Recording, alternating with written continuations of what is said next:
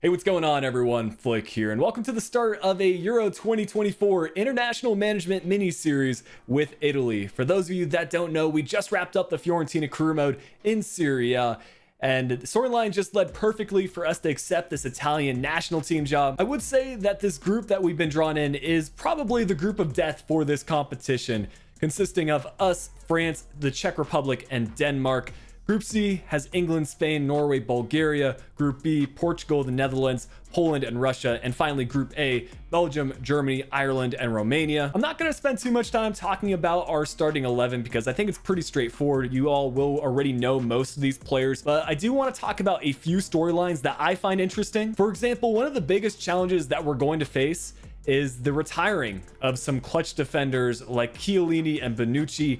They're integral to the Italian national team, but I think it is also very much in the squad's DNA. So hopefully Romagnoli and Mancini can come up as the next generation of Italian defenders. Our midfield boasts some defensive presence with Verratti and some creative ability with Zaniolo and Barella. And then our players out wide, Chiesa, Romano, looking to set up one of the top Italian strikers in FIFA 21, Moise Kean. Let's not forget about the importance of our fullbacks, Emerson and Calabria. They will be involved in both the defensive capabilities and on the attack. Donnarumma being the highest rated player in the squad. But the format of this series is going to be a little bit different than what you might be used to in my traditional career modes. It's going to be all live commentary focused. Also, if you go on to enjoy this video or think this is a cool concept, feel free to leave a like on the video, subscribe to the channel if you are new around here. One advantage some national teams have over others is that they have some sort of familiarity with their teammates, whether they've been playing in the same national team for several years or that they play on the same team or league on the club level. I would say Italy, historically speaking, have the majority of their players in Serie A. That is somewhat the case in this save. Our highest rated players, Donnarumma and Barella, both at their respective club of Milan and Inter. But we'll load in here against the Czech Republic, and as we start to scout them out, they might not have the advantage over us in terms of their overall ratings, but they probably have more experience together. So many of them actually play in the Czech league, a good portion of them also at the same club. So this is not a team that we can take lightly as we look to start off our Euros campaign with a win. And as we get things underway, the main objective for me in this first match is to keep a clean sheet, if at all possible. I know we need to score goals, but at the same time, I want to keep the integrity of the Italian national team intact. Of course, they're known to be one of the best defenders in the world. I can tell you early on that the Czech Republic is going to set in some crosses. They're playing a lot of long balls, trying to take advantage of the height they have, especially up front and in the midfield. They've got some great physicality as well. Thomas Souček, one of the better CDMs in the Premier League, and now it's Masopust down this side, and here is that cross. We're able to defend it well, and it's Emerson to get it cleared.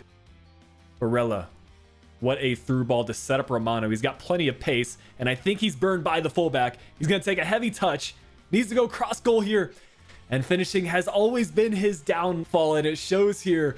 It's one area that we have continued to work on more and more, but I think his shooting is like in the mid 70s, so maybe he's going to pass up on the next chance. Moise Kean, on the other hand, has a knack for scoring goals.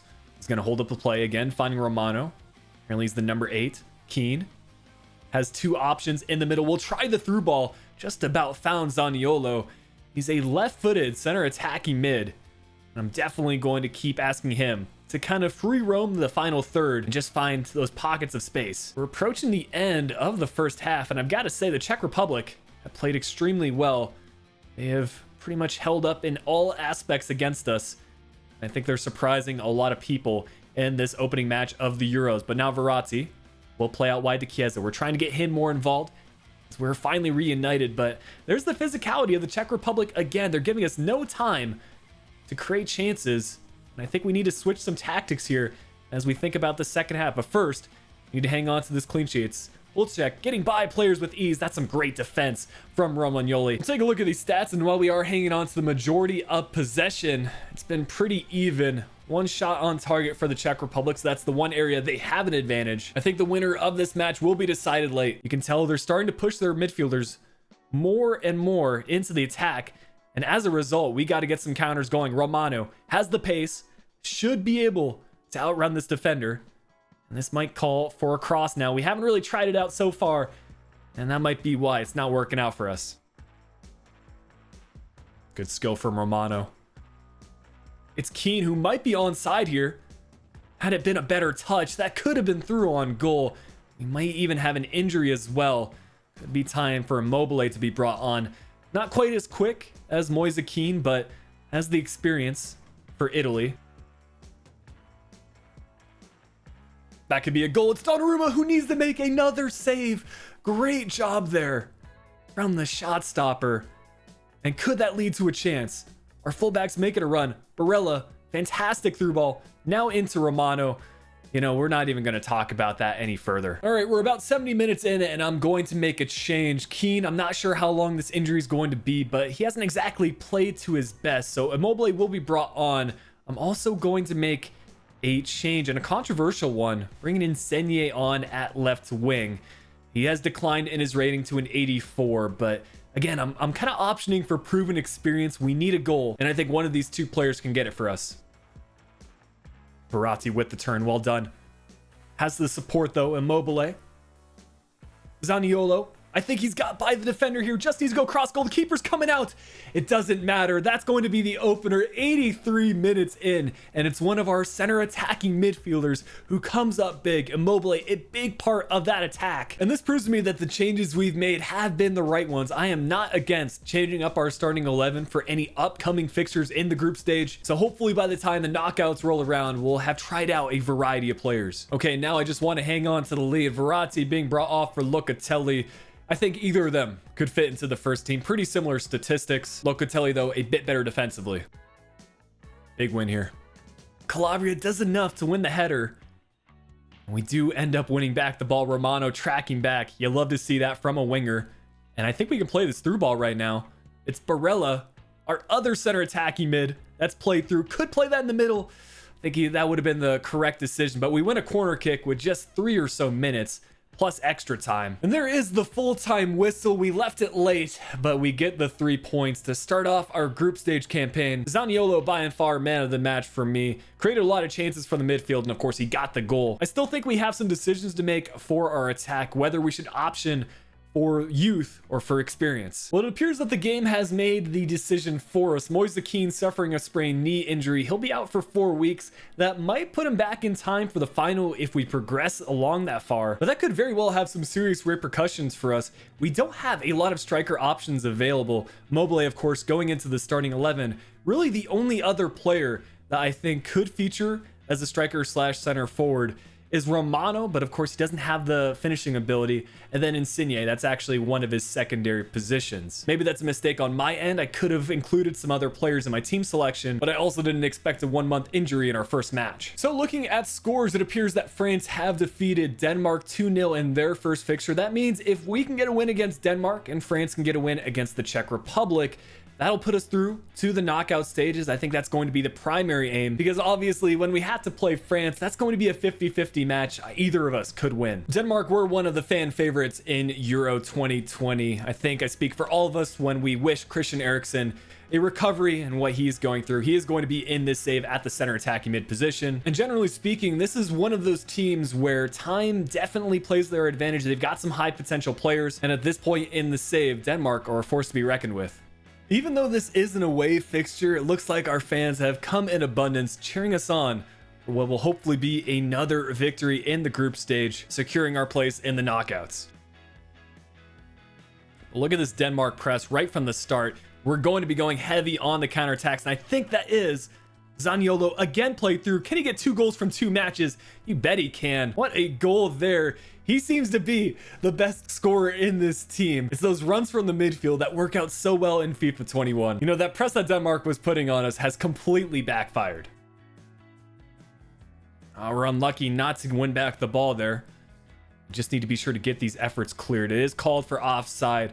Our defense holding strong though. Shout out to them, and I wouldn't be surprised if we go a couple of matches without conceding a goal. I say that now as we're just 8 minutes in this fixture, but hopefully we can hold on to another clean sheet and play some more of these through balls. This time it's going to be Immobile played through. Can he score? Should have taken another touch or gone to the far post. You can see from this replay the keeper was cheating a bit on that side. I got to be more aware of that. Chiesa. What is that for a challenge? Immobile. We're going to play through. And it's going to be Romano again to the far post. How is he missing that one? I think if Zaniolo was put in the same sort of position, that's a goal. And this one wasn't too far off, to be fair. Please not like this. Let's at least go into the halftime break with the clean sheet. We've done so well in this first half. Should be winning by more than one goal. And with that said, Donnarumma, you absolute hero. That's just, I think any other goalkeeper in this game, that's a goal. But Donnarumma has made so many of those saves. Wish it would have been shown on the replay there, but one more clearance away and we can go into the break and just try to regroup. It should be an effort cleared. Locatelli, well done. Honestly, a pretty stressful 45 minutes. Take a look at these statistics. Very much in contrast to the last game. We're not getting the majority of possession, but we're getting so many chances. We should have 2 or 3. Good win from Zaniolo. He is everywhere on the pitch. Scores goals, creates chances, and might even have a second one. What a save from Iverson. I cannot believe that. He's made 2 diving saves in this one. I think we did everything right there except the finishing piece. But it's another set piece. And Romano trying to find Mancini on the corner kick. Keeper is not going to come out. Good clearance away. It flicks up to Locatelli. Oh my goodness. Oh, that actually took a deflection. I thought Locatelli just hit that perfectly, but it's a decent save regardless from the goalkeeper. And we're going to try another corner kick. Again, the keeper not coming off of his line. And finally, Mancini getting a shot on target. All right, tactics change for this final third of the match. I'm going to play Chiesa out wide on the right. Haven't really tried him out there, and I want to see how he plays. Romano will be taken off because he, again, hasn't put in the best minutes so far, and Insigne will feature for the rest of this one. Oh my goodness, Locatelli, dude. He's got some long shots on him. Again, he's testing out this Denmark goalkeeper. Granted, the last time it took a deflection. I don't think there was any deflection here. Just Immobile ducking out of the way. That would have been goal of the tournament. All right, 10 minutes or so. I think Denmark has also made some changes as they switch up the play. Yeah, Mela's been brought on. And we need to be sure that we keep our shape defensively. This is a chance. Skov Olsen gets blocked. And Donnarumma on his near post finally is beaten. You can only have a goalkeeper make so many saves. Okay, in favor of trying to score a goal, we're going to take Locatelli off. I know he's had some great chances in this one, but Verratti, his statistics are better. 2 minutes of added time, unless we can win the ball back like right now. And the ref's not going to give us another chance. There's the stop. Trying to get it forward. Go on, ref. Go on, ref. They're actually letting us play on Barella. That could have been a pen. It's not called. Immobile, though. The heavy touch. It falls to Insigne, and that's a final minute goal. That is the weirdest bit of build-up play. But it's another one of our substitutes that give us the winner. That's a crucial 3 points. I'm honestly shocked that 1, the ref let us play on in the first place, and 2, that a foul wasn't called on Barella to give us that penalty. That's going to be full time. I feel bad for Denmark because they played well in those 90 minutes. Their keeper made some clutch stops and they did well to score a goal past Donnarumma. Some surprise results in our group as we go into the final fixture. France did get a draw against Czech Republic, which means that there is still some hope for them to advance. We just need a draw against France and we'll be winning the group. Czech Republic need to get a win against Denmark and for us to get a very good result against the Les Bleus. Coincidentally, we had the blue kits for this matchup, France playing in their white kits. Interesting look at their lineup as they have Conte playing at center attacking mid, Aouar at left center mid. But that doesn't matter too much. They've got some high potential players in their squad. Mbappe and Dembele, some of the standouts. And we'll see how we do here. Matchup wise, we have 2 very similar formations. Ours is a little bit more defensive, but one area that we certainly have an advantage is momentum. We've won both of our group stage matches. Our place in the knockouts are guaranteed, so we don't have quite the same pressure that France do going into this match. Well, it's going to be a yellow card for Kamara off the slide tackle challenge. Set piece chance for us. Barella to take it. And it's Bastoni. I don't know why our center back's this far up. Zaniolo again, big turn. Trying to get a finesse shot effort off and gets blocked initially. Romano with a decent effort. You know, he gets in the right situations all the time. I wish he could find the back of the net though. Zaniolo. Look how far up he plays, guys. And it's another foul on him. That's going to be another one of their center midfielders with a yellow. This time it's going to be Aouar. Actually, no card given. You kidding? It's Theo Hernandez again. He's going to cross this one in. Donnarumma with the punch away. And Mancini wins the header. Now we can get on a chance of our own. Calabria to Romano. Look at all the space for him to go. And he's actually going to pick the ball up from Kunde. I don't know what he was doing. We've got to go solo this time. Could have played it across. Finally, we're going to give Romano his goal. Could this be the spark to his confidence that we needed? We're lacking goal scorers in this Italy team, especially with Moise Kean going down with an injury. This is the sort of momentum we need going into the knockout stages. Theo Hernandez, another chance to play across, and it's initially blocked. Good bit of defending from us.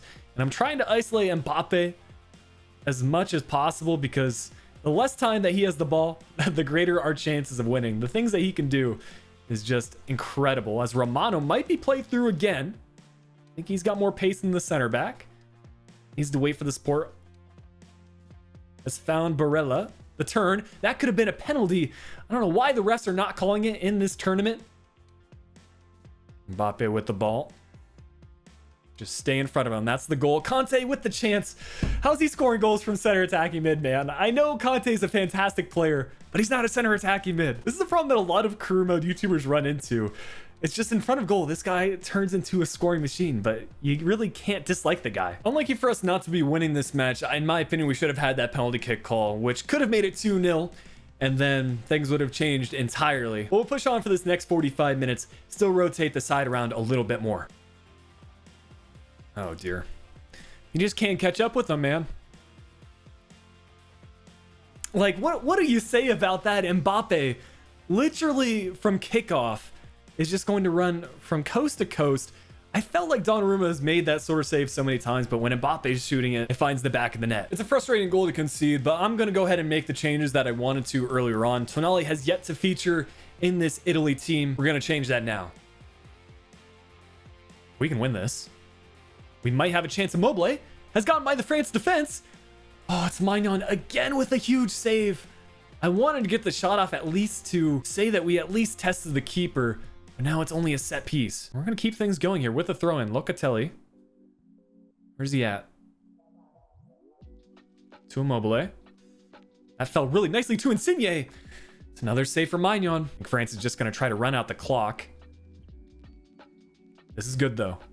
We're isolating the fullback. Can we get there? No, I think that's going to be full time. We fall in this one. That also means we're not going to be winning the group. France finishing 1 point ahead of us, but we're into the knockouts. That's what's important. France, arguably the most difficult opponent that will play in this entire mini-series. And now we just need to hope a national team outperformed what they were expected, finished first in their group, and we can have an easy matchup in the knockouts. Well, we've been given 1 day of rest. That's not very realistic from career mode there, but it's a treat for you guys. Our opponent for the first stages of knockout rounds is England. That'll be the first match featured in the next episode. Hopefully we can progress by them. If you were curious, England did actually finish top of their group, exactly 1 goal ahead of Spain as they finished equal on points. Group B was actually pretty well balanced, all teams finishing with at least 3 points, but Portugal were the top team there. And it looks like Germany might be the team to beat. 6 goals for, 0 goals against, as they finished first in Group A, Belgium finishing in second. But I want to give a shout out to channel members for supporting what we do here on YouTube. If you are interested in learning more about the membership program, click the join button right underneath the video. It unlocks some exclusive perks of the channel. But as mentioned earlier, feel free to leave any input, what you want to see in future episodes of this mini-series in the comments section. If you have enjoyed today's video, make sure you leave a like, subscribe to the channel if you are new. But until next time, this has been Flick. I'll be talking to y'all again soon.